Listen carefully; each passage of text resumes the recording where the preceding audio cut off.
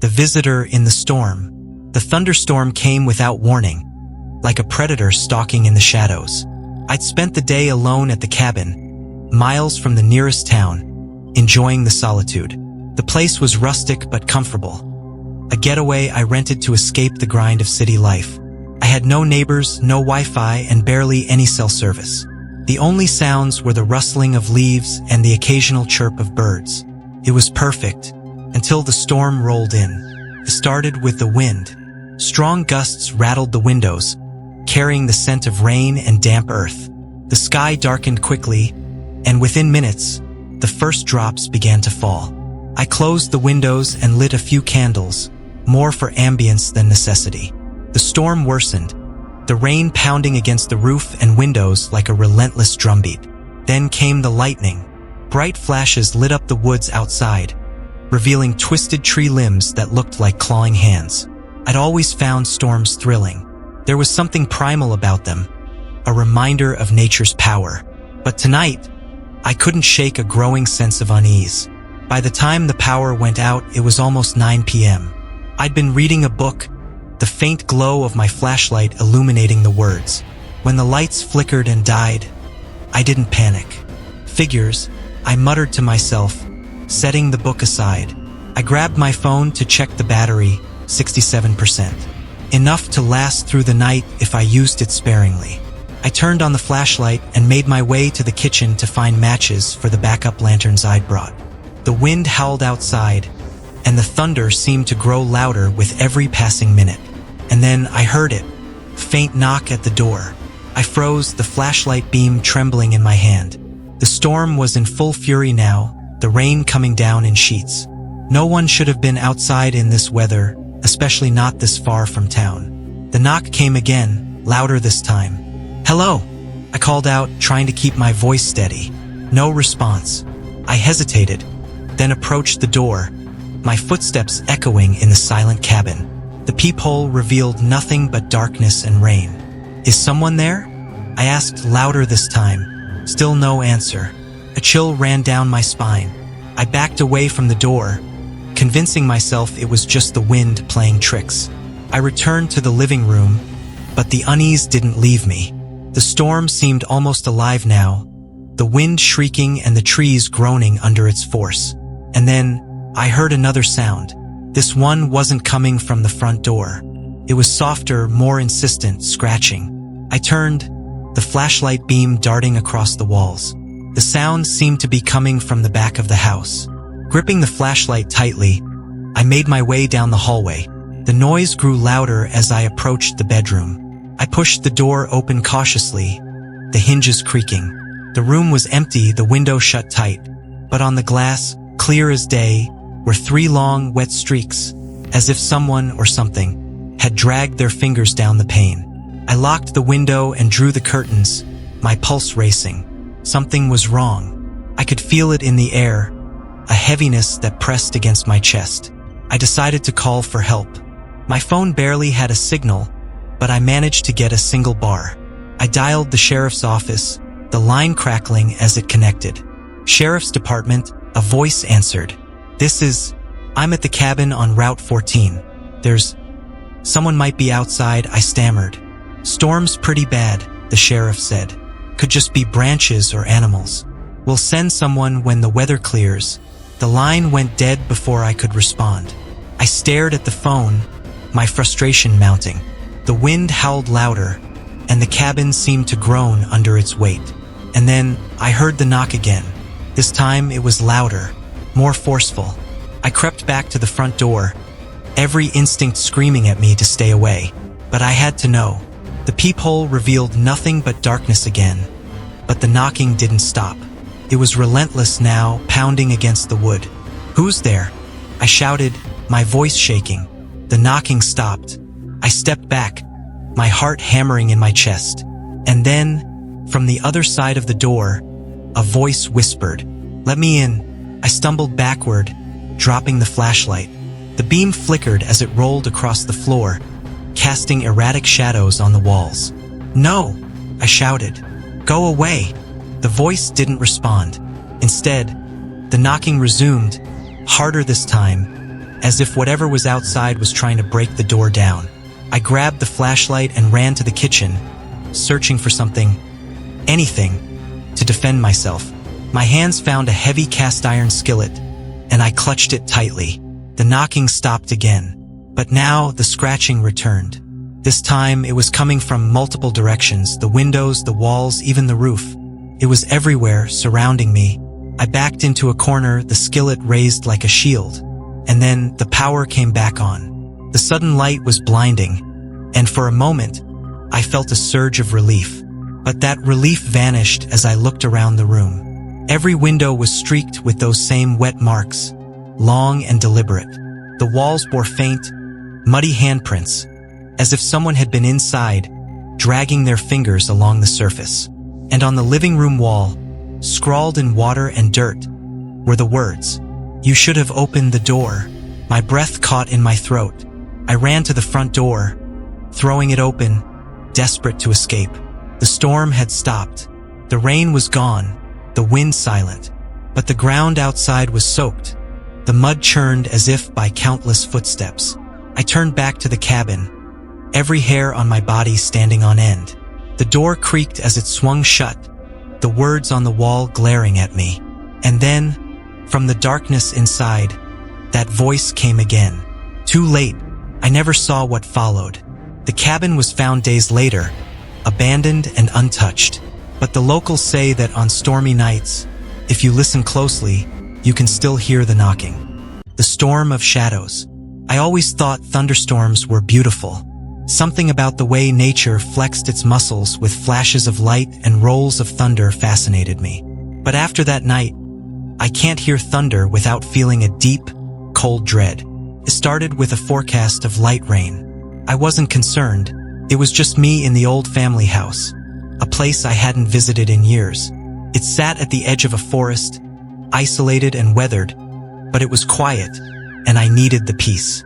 The city had worn me down, and I thought a few nights in the countryside would clear my head.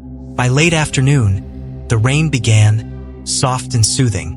I sat by the window with a book, watching the drops streak down the glass as the sky darkened.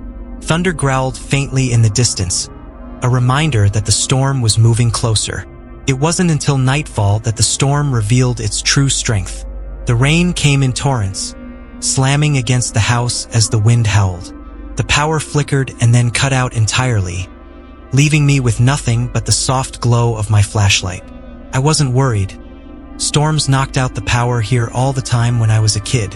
I found some candles in a drawer and lit a few, their faint light casting flickering shadows across the room.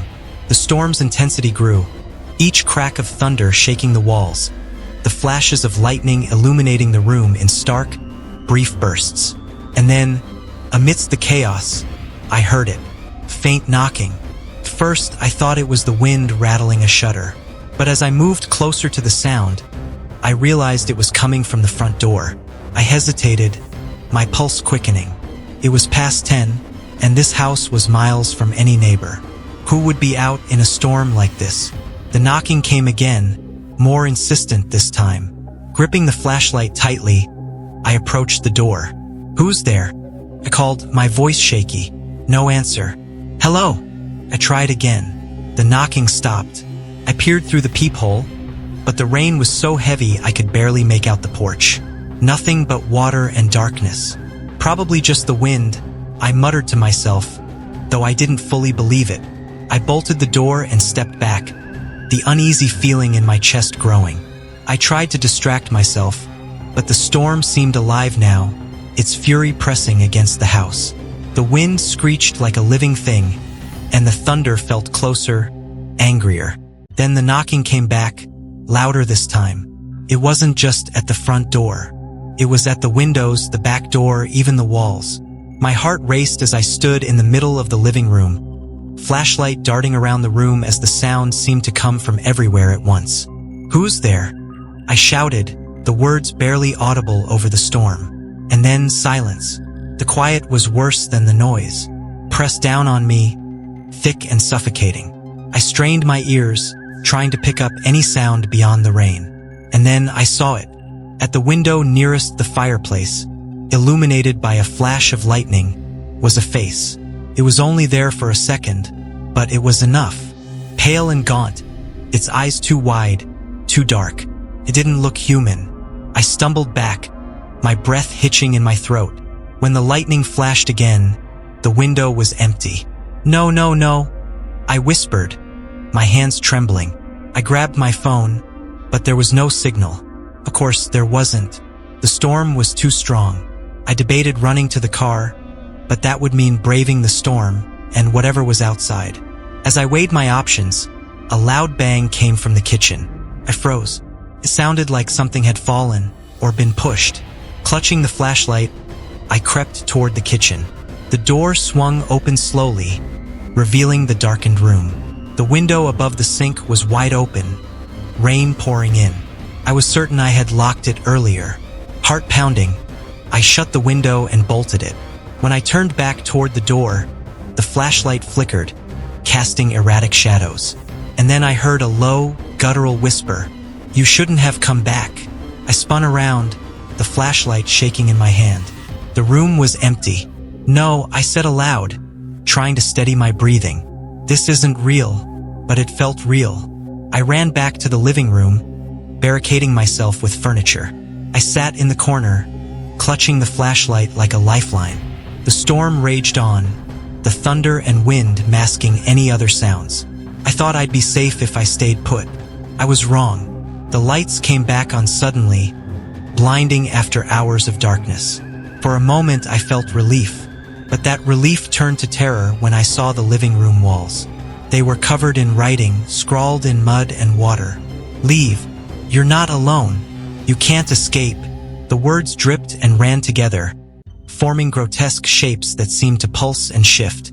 The flashlight slipped from my hand as I backed away, my mind racing. And then I felt it, a breath on the back of my neck. I turned slowly, every instinct screaming at me to run. Standing just a few feet away was a figure. Its body was twisted and wrong, its limbs too long, its head tilted at an unnatural angle. Its face was blank. No eyes, no mouth, just smooth, pale skin. And yet, I could hear it whispering, "You shouldn't have come back. This is our place now." It moved closer, its body contorting with each step. I screamed and bolted for the door, my feet slipping on the wet floor. The storm seemed determined to keep me there. The wind howled like a living thing, and the rain lashed against my skin as I ran to the car. I fumbled with the keys, my hands shaking, finally managing to unlock the door. When I looked back at the house, it was dark again, its windows staring like empty eyes. And then I saw them, figures in the windows, dozens of them watching me. I didn't wait to see what they would do. I drove through the storm, not stopping until I reached the safety of the town. When I returned the next day with the police, the house was empty. No writing on the walls, no signs of forced entry. But I know what I saw, and when the next storm came, I wasn't the only one who heard the whispers. The roar of the storm. I've always loved thunderstorms. There's something mesmerizing about their raw power. The crack of thunder, the streaks of lightning, the rhythmic pounding of rain against the windows. They felt alive, chaotic but distant. That's why I wasn't afraid the night the storm came. But now I wish I had been. I was staying at my family's old farmhouse, a place that had been in our family for generations but had fallen into disrepair after my grandparents passed away. The house was isolated, surrounded by endless fields, with the nearest neighbor miles away. It was a perfect retreat, or so I thought. The storm came suddenly. It was supposed to be a calm evening. The local weather station had predicted light showers, nothing more. But by nightfall, the wind was howling, bending the old oak trees outside the house to unnatural angles. The rain came in sheets, hammering against the roof and windows like a relentless drumbeat. I wasn't scared, not at first. I lit some candles when the power flickered and settled on the couch with a book. The house groaned and creaked as the storm raged outside, but that was normal for a place as old as this one. Then I heard the first sound. It was faint, barely audible over the storm. A soft tap-tap-tap against the window. I froze, straining to hear over the roar of the wind. For a moment, It stopped, and I convinced myself it was just a branch or the rain hitting at a strange angle. But then it came again. Tap, tap, tap. I turned toward the window, my breath catching in my throat. The curtains were drawn, but the sound was so deliberate, so unnatural. It didn't match the chaotic rhythm of the storm. Gripping the flashlight, I moved slowly to the window and pulled back the curtain. Nothing. The rain streaked down the glass, illuminated by the occasional flash of lightning. But there was nothing out there, just the dark, swaying shapes of the trees. I let out a shaky laugh, feeling ridiculous. The storm was playing tricks on my mind. I dropped the curtain and turned away. That's when the knocking started. It wasn't the faint tapping this time. It was loud, forceful, as if someone was pounding on the front door. The sound echoed through the house, sending a jolt of fear down my spine. I hesitated, my flashlight trembling in my grip. "Hello!" I called out, my voice barely audible over the storm. The knocking stopped. I moved cautiously toward the door, peeking through the peephole. All I could see was rain and darkness. "Is someone out there?" I shouted. No response. My heart was pounding now. I reached for the lock, then hesitated. Something felt wrong. I decided to leave the door bolted. If someone needed help, they would have called out by now. I tried to shake it off and return to the couch, but the house didn't feel the same. The air was heavy, suffocating. The storm seemed louder, angrier, as if it was surrounding the house, trying to get in. And then, from upstairs, I heard the sound of footsteps. Slow, deliberate footsteps, moving across the creaky wooden floor. I froze. The house was supposed to be empty. I hadn't been upstairs since I arrived. The footsteps stopped. For a long moment, I sat there, paralyzed with fear. My mind raced through possibilities. Had someone broken in? Was it an animal? I grabbed the flashlight and a fireplace poker, forcing myself to move. "Who's up there?" I shouted, trying to sound braver than I felt. No answer. I climbed the stairs slowly, each creak of the old wood echoing in the silence. The hallway stretched ahead of me, lined with doors leading to empty bedrooms. The air was colder up here, and the wind outside seemed to whisper through the cracks in the walls. I checked each room, my flashlight sweeping across dusty furniture and cobwebbed corners. Nothing seemed out of place. But as I turned to leave, I noticed something. The attic door was ajar. I hadn't opened it. The ladder was already down, leading up into the darkness. I stared at it, my pulse thundering in my ears. "Hello!" I called out again. No response. Every instinct told me to leave, to run out into the storm and not look back. But some part of me needed to know. I climbed the ladder. The attic was cold and dark, the faint smell of mildew filling the air. My flashlight beam flickered as I scanned the space. Old trunks and boxes were stacked haphazardly, covered in years of dust. And then I saw them. Footprints. They were faint, but unmistakable, bare, wet footprints leading across the floor. My breath caught in my throat. I followed them, the beam of my flashlight shaking as I moved. The prints stopped at the far corner of the attic, where a small, broken window let in the rain. But there was no one there. Suddenly, a loud crash echoed from downstairs. I nearly fell off the ladder as I scrambled back down, my heart racing. The living room was in chaos. The front door was wide open, the rain pouring in. The furniture had been overturned, the candles snuffed out. And scrawled across the wall, in dripping, muddy letters, were the words, "You shouldn't have come back." My knees buckled, and I gripped the wall to steady myself. The room felt like it was closing in, the shadows deeper, more menacing. I bolted to the door, desperate to escape, but as I stepped outside, I saw them. Figures, dozens of them, standing in the rain, their faces obscured by shadows. They didn't move, didn't speak. They just stood there watching me. Lightning flashed, and for a brief moment, I saw their faces. They weren't human. I stumbled back into the house, slamming the door shut and locking it. My mind was spinning, trying to make sense of what I'd seen. The figures were gone when I dared to look again, but I knew they were still out there. I didn't sleep that night. I sat in the corner of the room, clutching the fireplace poker and waiting for the storm to end. When dawn finally came, the storm was gone, and the house was quiet. But the muddy footprints remained, leading from the attic to the living room and out the front door. I left the farmhouse that morning and never went back. But sometimes, when the storms roll in, I hear the faint echo of footsteps and see shadows moving in the rain. And I know they're still waiting. The storm caller's warning. Thunderstorms never scared me. In fact, I loved them. The crack of thunder, the streaks of lightning splitting the sky, the rhythmic drumming of rain. It was chaotic yet strangely soothing. But on the night of the storm, I learned how wrong I was. It started with a forecast. Severe thunderstorms, the meteorologist had said. His face serious. Flash flooding is likely in rural areas. Stay indoors and avoid unnecessary travel. That warning didn't faze me. I was at my late grandfather's cabin, nestled deep in the woods. It was my first time there since inheriting it, and I'd planned to spend the weekend cleaning up the place. A storm? Perfect. It gave me an excuse to hunker down, sip hot coffee, and enjoy nature's show from the safety of the cabin. Or so I thought. By the time night fell, the storm was in full force. The wind howled like a living thing, shaking the old wooden walls.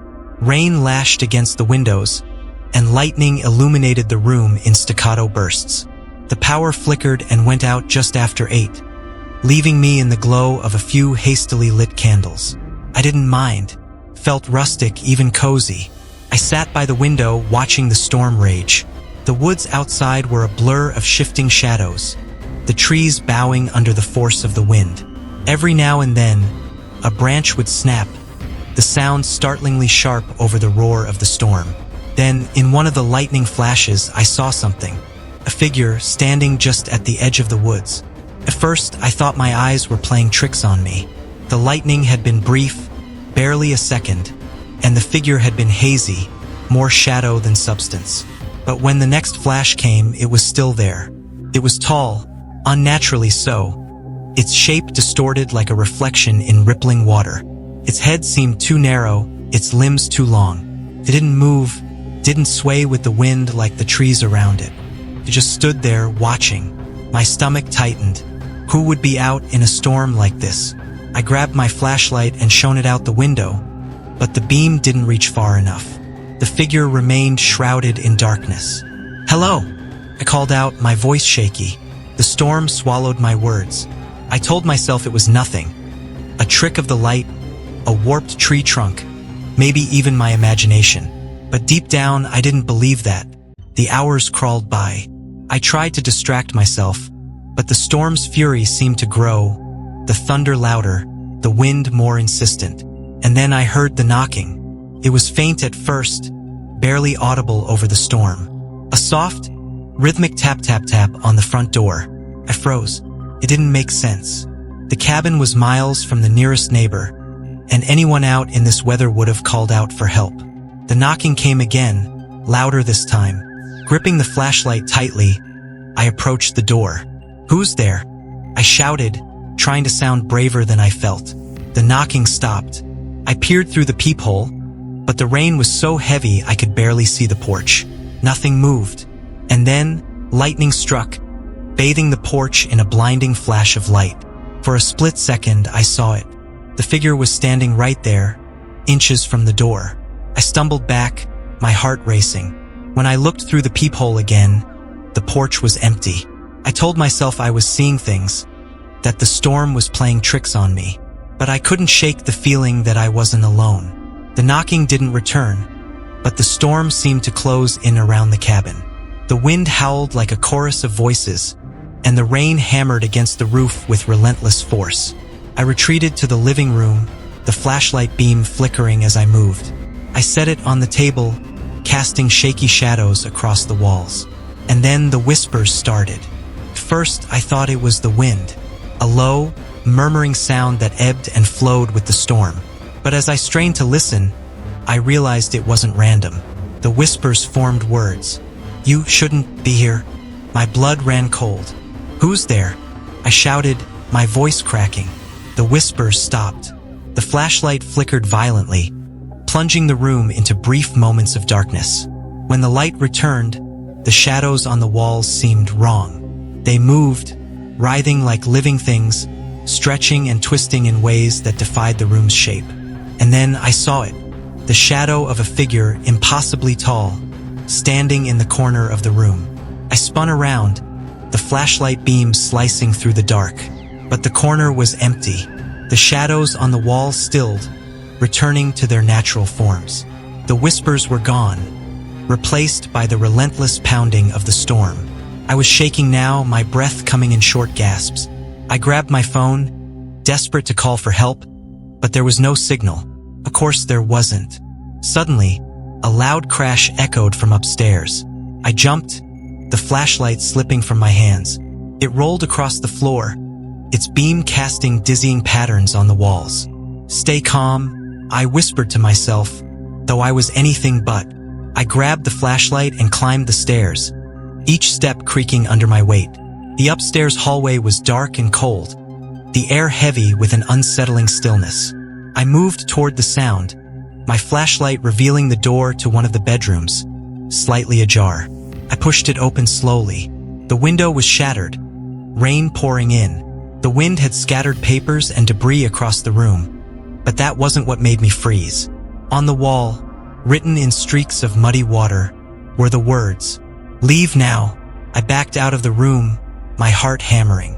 The storm's fury seemed to reach a crescendo, the house shaking under its assault. And then the power returned. The sudden light was blinding, and for a moment, I felt a flicker of relief. But that relief vanished when I looked around the living room. The walls were covered in muddy handprints. They stretched from the floor to the ceiling, some impossibly large, others disturbingly small. And in the center of the room stood the figure. It was no longer a shadow. Its body was twisted, its limbs too long, its face an empty void. It stood there, silent and unmoving, but I could feel its gaze. I didn't think. I ran. The storm fought me every step of the way, the wind tearing at my clothes, the rain blinding me. I didn't stop until I reached my car. When I looked back at the cabin, it was dark again. But in the window, I saw the figure, watching me. I drove through the storm, not stopping until I reached the safety of town. I never went back to the cabin. But sometimes, in the dead of night, when a storm rolls in, I see shadows that shouldn't be there. And I hear whispers in the wind. They're waiting. For me. For anyone foolish enough to return.